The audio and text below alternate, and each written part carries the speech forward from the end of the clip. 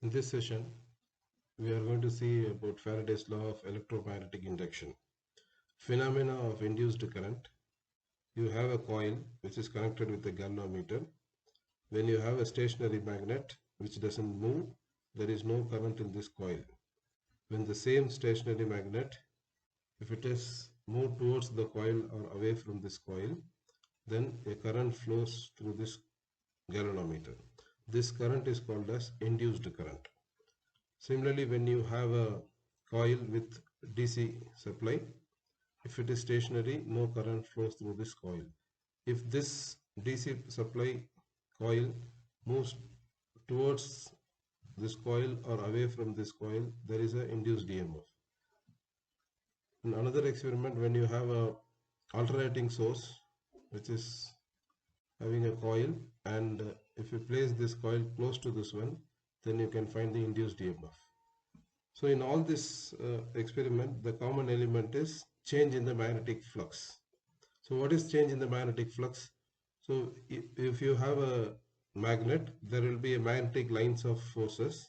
When you move this magnet towards the coil or away from the coil, then the magnetic flux associated with this coil will change. So that is what called as change in magnetic flux. In this case, if the magnet is stationary, the magnetic lines of forces will be there, and because the magnet is at rest, there is no change in the magnetic flux. So there is no induced EMF. The induced EMF is proportional to the rate of change of magnetic flux, phi b, through the coil. So this is Faraday's law.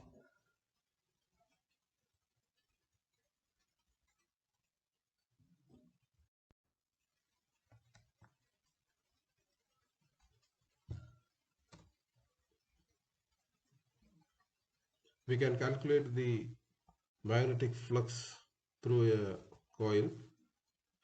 Consider a small area element dA, and this is the entire area of the coil, and this is a small area dA, and this dA is the area vector, black color one, and you have magnetic lines of forces passing through this coil with an angle phi with the dA vector, and this magnetic field is shown here as a red color arrow vector B. Then d phi b, that is the magnetic lines of forces flowing through this small area, is given by B dot dA. So this is the magnetic lines of forces which is perpendicular to this area, the component. This is the component which is perpendicular to this area, and this is the actual magnetic field. So it makes an angle phi. So this perpendicular component will be equal to B dot dA. So this B perpendicular dot dA. So you know that dot product B dot dA can be written as B dA cos phi. Then this is the magnetic flux through this small area. You want to find the magnetic flux through this entire area of the coil. You have to integrate it. If you integrate, B dot dA is nothing but B dA cos phi. Here phi is constant and the applied magnetic field is constant. So you can take these two terms outside, and the integration dA. So the integration dA is nothing but the area of the loop. So phi equal to BA cos phi. So this BA cos phi can be written as phi b, the total magnetic lines passing through this coil perpendicular to this area. So parallel to this area is B dot A. So the change in the induced EMF in a closed circuit equals to the negative time rate of change of magnetic flux through the loop. So this induced EMF E will be equal to minus negative rate of change of magnetic flux. Rate of change of magnetic flux is d phi by dt. So in the previous experiments we have seen that when the magnet is stationary, then this phi b will be constant. So if you differentiate a constant, it will be 0. So that is why you cannot find any, there is no EMF in the coil. If phi changes, there will be EMF in the coil. So this, what we have shown, is a single loop. So like this you can have another coil, so that we can say it as n loop. It's like 2 loops. If you have another winding, so that is 3 loops. So like that you can have n number of loops. This windings you might have seen in any electrical equipment, mixie, fan. If you open, there will be windings will be there. So that is n number of windings. So this induced EMF will be equal to minus n into d phi by dt.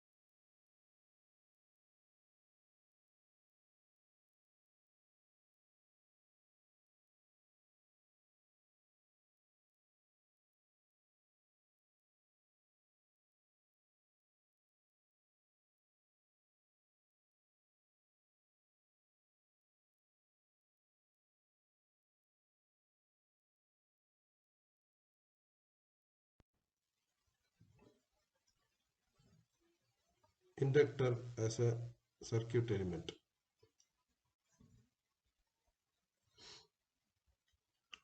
A coil is called as an inductor. When a current flows through this coil, a magnetic flux will be associated with this coil.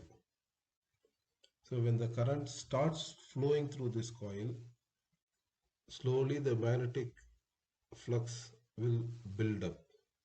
So when the magnetic flux is building up, there is a change in the magnetic flux with time. So the change in the magnetic flux with time will induce an EMF in this coil. So that EMF is called as self-induced EMF. This happens until the current becomes steady current. When the current is steady current, there will be no self-induced EMF. The magnetic flux is proportional to the current. The phi is proportional to the current flowing through this coil. So phi is directly proportional to I. From Faraday's laws, EMF E will be equal to minus d phi by dt. By using this relation, we can replace phi with I. So E is directly proportional to minus di by dt. So when you have a proportionality, you have to remove this proportionality by introducing a constant. Now the EMF E will be equal to minus L into di by dt. So the proportionality constant is, here it is L, and this L is nothing but self-inductance of the coil, and its unit is Henry.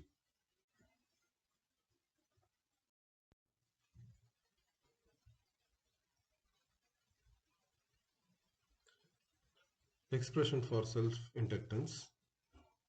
You know, by Faraday's law, induced EMF in a closed loop equals to the negative time rate of change of magnetic flux, that E equal to minus d phi by dt, or E equal to minus L into di by dt. So this both two equations represents the induced EMF. So we can equate it. So d phi by dt will be equal to d into L I by dt.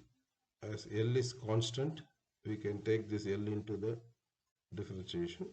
That is what written here. From this phi equal to L into I. Therefore, the self-inductance L equal to phi by I. Hence, the self-inductance may be defined as the flux linked per unit current. Consider a long coil N turns and length L, a current I.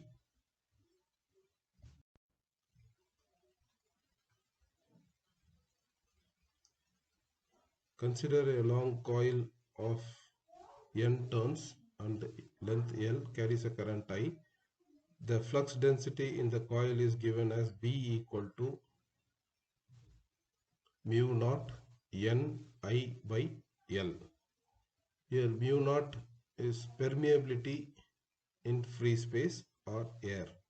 For iron core, this expression is B equal to mu R mu naught N I by L.